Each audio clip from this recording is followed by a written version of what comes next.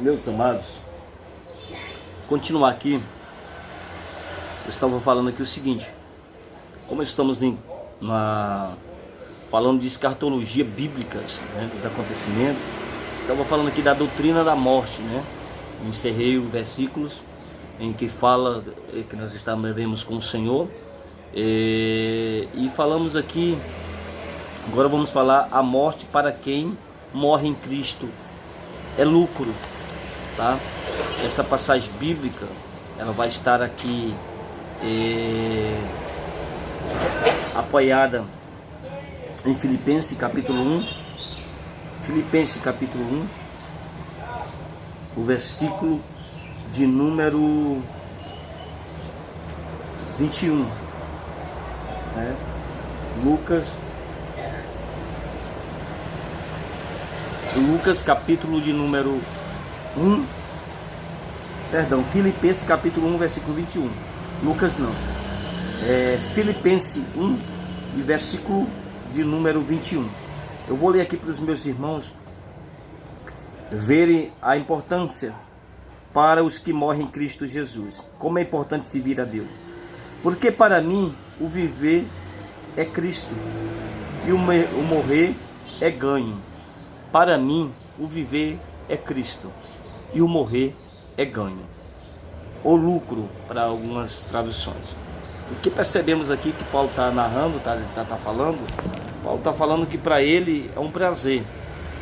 Ele não tem medo de ser levado pela morte, porque ele sabe é lucro para ele, porque a morte está fazendo só um favor a ele, de levar ele para mais perto de Deus, né? Então, se estamos aqui, estamos com Deus. Se morrermos, vamos para mais perto de Deus ainda.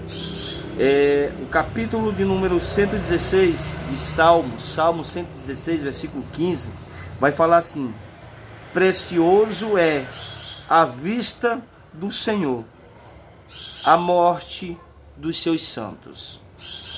Precioso é aos olhos do Senhor a morte dos seus santos. Então, o Senhor é precioso ver uma pessoa que está servindo a Ele morrer para esse mundo e viver para Ele. É precioso, porque essa pessoa não negou a sua fé aqui na terra. Não é que Deus está desejando que nós morra, não. Não é que Deus está querendo que você morra, tire a sua vida, não. Está dizendo que é precioso. O que é precioso é saber que aquela pessoa morreu fiel, firme, sem negar Ele. Agora, para Ele é triste a pessoa morrer que não está nele, que não está vivendo Ele, que não está vivenciando a sua palavra. Então aquela pessoa perdeu a grande oportunidade de ser feliz. E Deus não gosta de ver ninguém infeliz. Deus não sente prazer de ver ninguém no inferno, tá? Deus não sente prazer. Eu não sinto, eu sendo ser humano mau, ruim. Quando eu começo a imaginar, pessoas estão morrendo na hora dessa, estão descendo a sepultura, estão indo para o inferno porque rejeitaram a Cristo aqui, bate um desespero no meu coração. Eu sou mau, eu sou pecador. Quanto mais Deus que é perfeito e 100% santo. Nós só somos santos porque Ele nos santifica, né?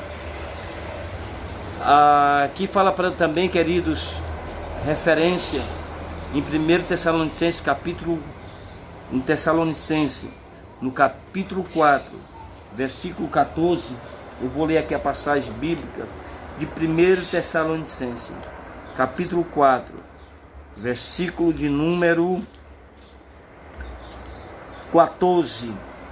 Vai estar trazendo para nós essa esperança, né? Que nós não devemos estar tristes, né? Como aqueles que não têm esperança, porque nós, crentes, temos esperança de que quando sairmos desse corpo, vamos estar com o Senhor. Olha o que está escrito em Filipenses, capítulo 4, o versículo de número 14 ao 16. Diz assim: porque se cremos que Jesus morreu e ressuscitou, assim também aos que em Jesus dormem, Deus os tornará a trazer com Ele. Dizemos, pois, isto pela palavra do Senhor, que nos é que nós que os que ficamos vivos para a sua vinda do Senhor, não precederemos os que dormem, porque o mesmo Senhor descerá do céu com larido e com voz de arcanjo e com trombeta de Deus, e os que morreram em Cristo ressuscitarão primeiro. Então essa é a promessa para quem morre em Cristo Jesus. A morte para quem está em Cristo Jesus não é uma desgraça, mas é algo esplêndido, porque a pessoa está guardada esperando Jesus voltar. Ela está guardada no seio do Pai. Então não há nenhum tipo de desgraça. Em Mateus capítulo 16, o versículo de número 18, a parte B, que é o finalzinho do versículo, capítulo de número 16 de Mateus, o versículo 18, a parte B, que é o finalzinho, vai estar nos falando o seguinte. Ele diz assim: pois também eu te digo que tu és Pedro, e sobre esta pedra edificarei a minha igreja, e as portas do inferno não prevalecerão contra ela. Então Jesus está falando que o inferno não prevalecerá contra nós, igreja do Senhor, né? Ninguém prevaleceria contra Pedro, como sendo igreja do Senhor, sendo o princípio da igreja. As portas do inferno não prevaleceria contra ele, que estava sendo edificada sobre essa pedra. Qual pedra? Chamada Jesus Cristo. Ele falou: vós é Petros, Pedro, pequeno fragmento de pedra, significado de Petros, fragmento de pedra, será edificada sobre esta rocha, rocha Jesus, né? E as portas do inferno não prevalecerão contra a igreja do Senhor, tá bom? Então essa é a esperança para quem morre em Cristo Jesus. O estado do perdido, o estado dos perdidos que morre, né? Que morre. Hebreus 9 e 27 vai falar que ao homem está ordenado a morrer uma só vez e depois vindo o juízo. Ou seja, quem morre sem Jesus, os perdidos, eles morrem e vão estar aguardando o juízo de Deus, vão estar aguardando o julgamento final, tá? Que a igreja será o tribunal de Cristo, que é onde vão ser galardoados, tá bom? Mais na frente vamos falar sobre os galardões da igreja. Lucas capítulo 16, Lucas capítulo 16, o versículo de número 22, vai estar falando uma parábola do Lázaro, o rico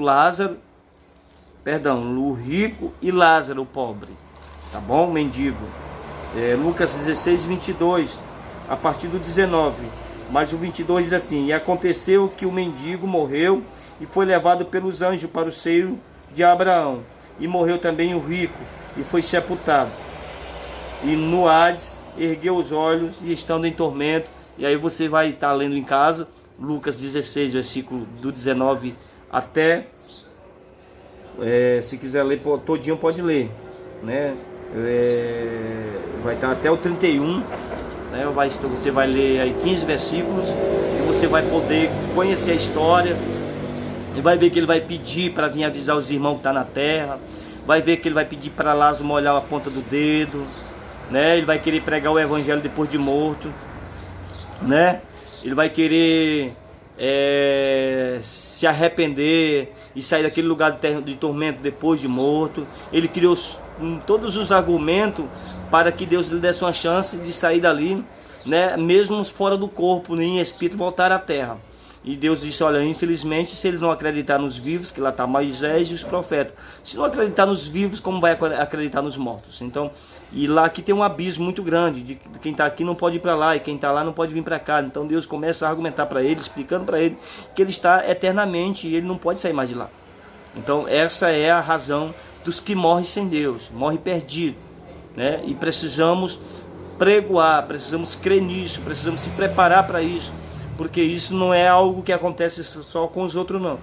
De repente acontece com a gente, de repente acontece com a família, e nós precisamos estar preparados com Deus, esperançosos e desejosos de estarmos com Deus, buscando o Espírito Santo de Deus.